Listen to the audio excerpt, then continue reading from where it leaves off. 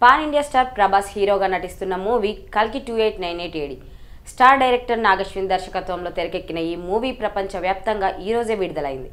ముఖ్యంగా ప్రభాస్ ఫ్యాన్స్ అయితే పండగ చేసుకుంటున్నారు. ఇక సినిమాలో కల్కి ఎలా వస్తాడు అనే పాయింట్ చుట్టూ కథ తిరుగుతుంది.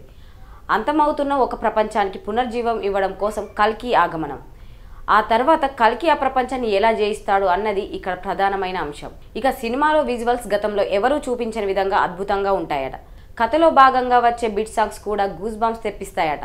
ప్రభాస్ డైనమిక్ ప్రెజెన్స్ హైలైట్ అని, ముఖ్యంగా క్లైమాక్స్లో వచ్చే ఎపిసోడ్స్ సర్ప్రైజింగ్గా రోమాలు నిక్కబొడిచేలా అనిపిస్తాయని అంటున్నారు.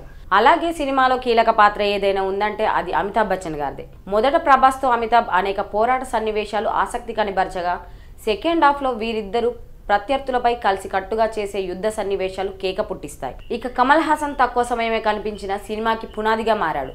ఫైనల్గా కల్కి సినిమా ఇండియా సినీ ఇండస్ట్రీలోనే ఒక పెద్ద ప్రయోగమనే చెప్పాలి. క్యారెక్టర్స్ అర్థం చేసుకోవడంలో ఎలాంటి కన్ఫ్యూజన్ లేకుండా మూవీ చాలా అద్భుతంగా అనిపిస్తుంది. ప్రతి ఒక్కరూ కూడా ఒక్కసారైనా చూడాల్సిన చిత్రం ఇదంటూ చెప్తున్నారు ప్రేక్షకులు. మొత్తంగా కల్కి సినిమా ఓ గొప్ప అనుభూతి అని, అంతకు మించి ఏం చెప్పినా తక్కువే అవుతుందని వారు చెప్పుకొచ్చారు.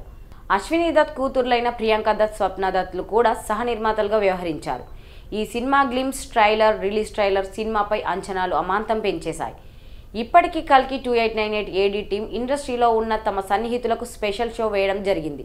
సినిమా చూసిన వారిలో కొంతమంది కూడా తమ అభిప్రాయాన్ని వెల్లడించారు. సినిమాలో 9 రకాల యుద్ధాలకు సంబంధించిన ఎపిసోడ్స్ ఉంటాయట. కలియుగంలో ఎలాంటి పరిస్థితులు తలెత్తాయి, కల్కి ఎలా వస్తాడు, ఆ తర్వాత ఏం జరుగుతుంది అనేది కళ్ళకు కట్టినట్టు దర్శకుడు చూపించాడు అంటున్నారు. ఏదేమైనా దర్శకుడు నాగశ్విన్ కష్టానికి ఫలితం దక్కిందని చెప్పాలి. ఇక సలార్తో హిట్ ట్రాక్ ఎక్కిన మన డార్లింగ్ ప్రభాస్ మరో బ్లాక్ బస్టర్ కొట్టేశాడు.